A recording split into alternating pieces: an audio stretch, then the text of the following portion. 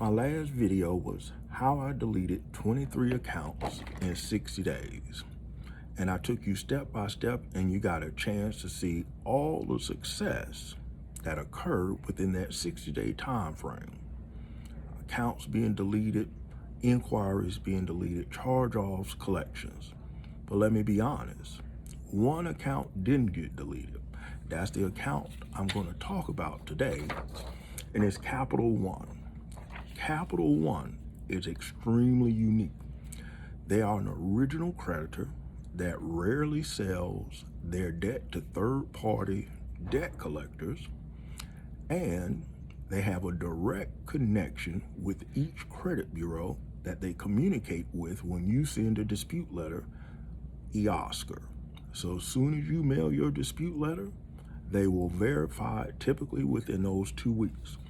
Now, in my last video, I showed you how my credit score went from 518 to 710, 698, and 720. Now, the one that is 698, which is TransUnion, Capital One is still on my TransUnion credit report when I filmed that video. So here, I'm gonna take you step by step so you'll understand how do you dispute successfully and get a Capital One off, because Capital One is the final boss. They're the hardest. They're the largest credit card issuer, and they go under the radar because they issue many of the store credit cards that you may have from Sam's Club, Costco, Walmart, Neiman Marcus, Saks, and others. What that means, they have a lot of data and information regarding your personal profile, which makes it extremely hard to remove. Typical dispute letters do not work. Goodwill letters typically don't work, not with Capital One. They also are buying Discover. So what does that mean? They'll have even more information, making it even harder to remove. And since they do not sell their debt to third-party debt collectors, they have a copy of the original contract that you signed, whether you did it online or in person in one of the stores.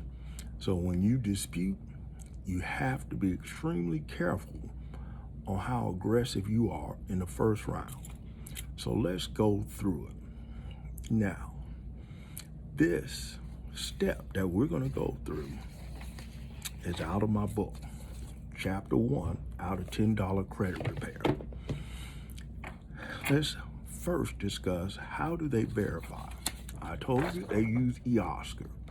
So when you send your dispute, the credit bureaus contact Capital One. Capital One verifies it within 2 seconds, because the way the credit bureaus contact them is just an electronic submission. And since Capital One uses Oscar, the same system that the credit bureaus use, they verify extremely quickly.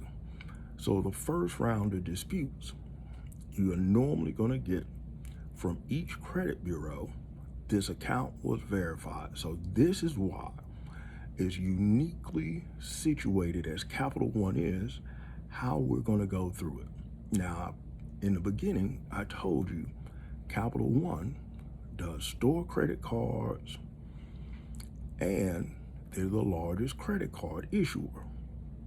When you send a dispute to your credit bureaus, one of the first steps Capital One will do is they will reach out and contact you by telephone. What does this say? Do not answer. If you answer the telephone call from Capital One, they will respond back to the credit bureau's method of verification was they spoke to the consumer.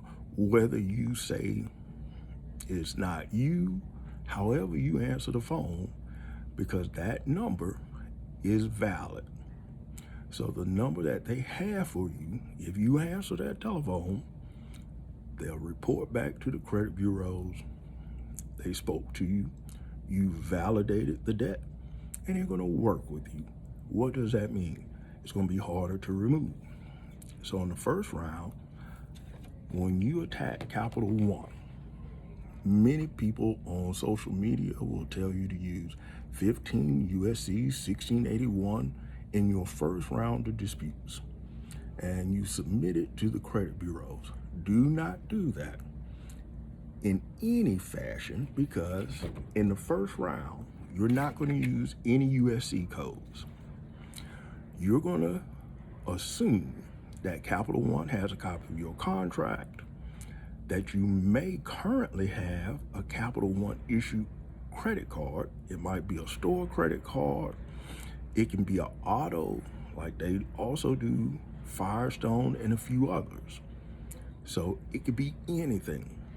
So you don't want to use a USC code in the first round. What you want to do is use a handwritten letter stating you dispute the accuracy of this report, and most importantly, your sentence, the last sentence is, I want my results provided to me in writing from the credit bureaus. We're not going to touch Capital One in the first round. You're also going to send this certified mail. As soon as the credit bureaus receive your handwritten dispute and you have confirmation, you're going to print out a copy or save it as a PDF file. You're then going to take those documents and you're going to go to Experian, TransUnion, and Equifax and upload it directly into their website. So all you need to do is create an account, a free account with all three of them. And this way, when you go to the dispute center, you can upload the actual copy of the dispute letter they received. And the next thing you're going to upload is a copy of the confirmation that they received it in writing. Because under the Fair Credit Reporting Act, you're required to notify them in writing. Now, once you have done that, you're still not going to use any USC codes. You're going to submit that same complaint directly to the Consumer Protection Bureau.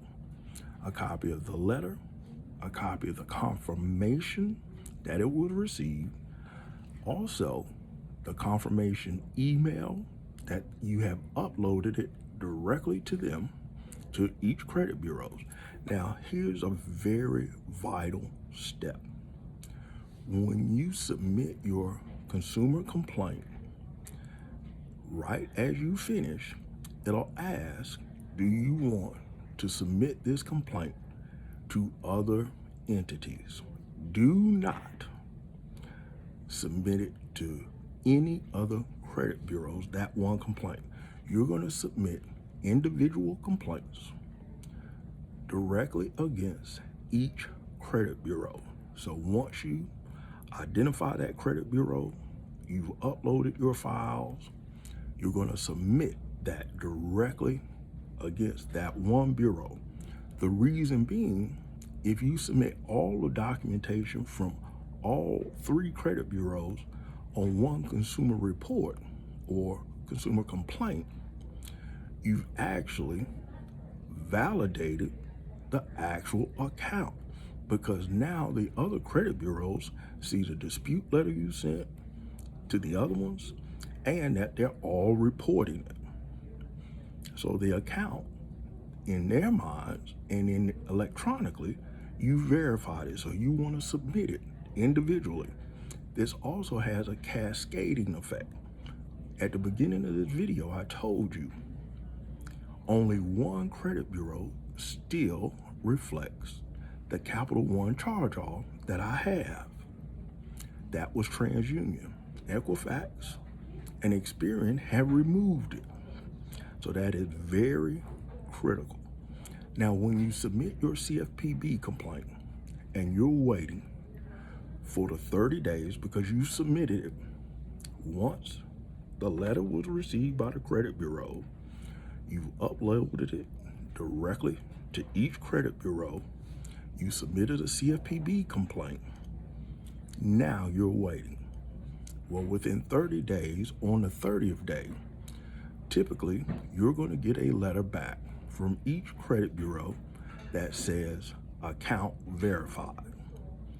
Now, here is where the initial CFPB complaint comes. The CFPB requires that credit bureaus respond within 60 days, but the Fair Credit Reporting Act requires them to respond within 30 days.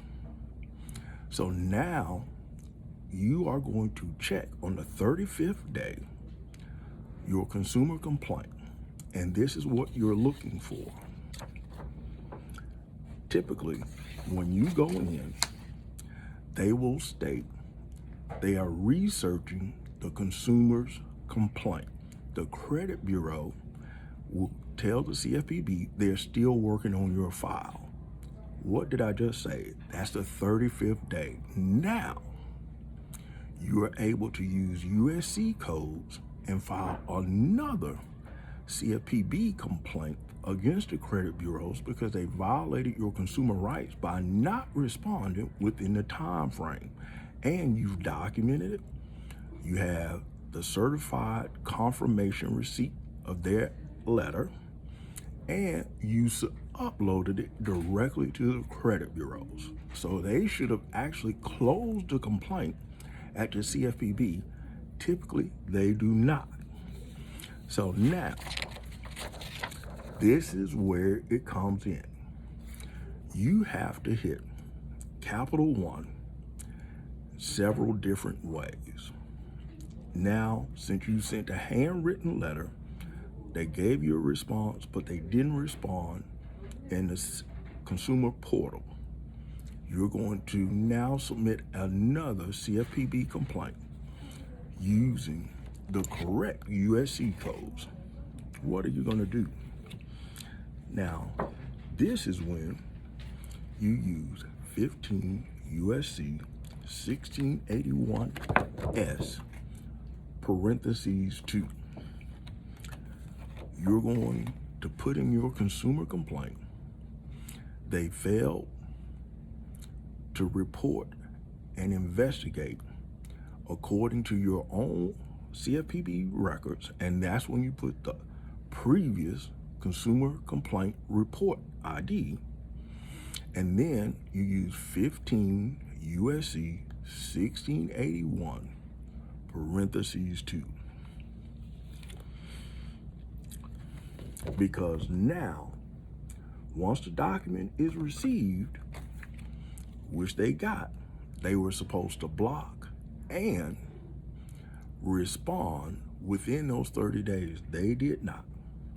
So after you submit, this is the beginning of the second round, your CFPB complaint, you're also going to use that same language, submit a Better Business Bureau complaint. You're going to upload a copy of the response that you found in the portal and where they stated they're still working. You're going to upload a copy of confirmation of receipt from the actual credit bureau. You're going to also upload a copy of your first initial CFPB complaint, and you're going to file a Better Business Bureau complaint. But here's the key. You're going to go to Pennsylvania to file it for TransUnion. So you're going to go to the Better Business Bureau's website, locate Pennsylvania, then file against TransUnion's headquarters. You're going to do the same when you file your Better Business Bureau complaint. For Experian, it's going to be California. For Equifax, it's going to be Georgia. Why are you filing it in the states and where they're headquartered? That way, you'll force a response, and you'll also have record that they violated your rights. And here's the key secret. You're putting public pressure. Now, after you finish that, you're going to file an attorney general complaint in each state that I just mentioned. So you're going to file attorney general in Georgia for Equifax, an attorney general complaint in Pennsylvania for TransUnion, and an attorney general complaint for Experian in California. Now, here's the key. You're also going to file a CFPB complaint against Capital One. You're going to file an attorney general complaint against Capital One and a Better Business Bureau complaint against Capital One in the state of Virginia. And doing that will have your account deleted. My account was deleted off of TransUnion on the 71st day. So it was deleted yesterday. So hopefully this helps you understand how to force a deletion with Capital One. And let me go as a recap.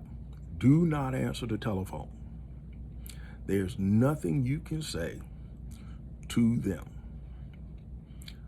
2, if you have a Capital One private label card, like a Kohl's card, understand you're going to get phone calls if it is still open. Capital One, you do not want to use USC codes in the first round to the credit bureaus.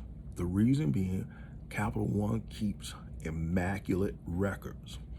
And Capital One, as the original creditor, will have all of your original records. And typically, you will have unknowingly maybe more than one Capital One card, because if you have a store card issued by Capital One, you can also be verified that way. So if you have any questions, make sure to ask. Now, the video coming after this is how I deleted 23 accounts in 60 days. And the first section of that video, you definitely need to watch, because that has to be done. It's called Credit Prepare, so you can effectively remove a Capital One account. Any questions, make sure you leave a comment, and definitely make sure you watch the next video.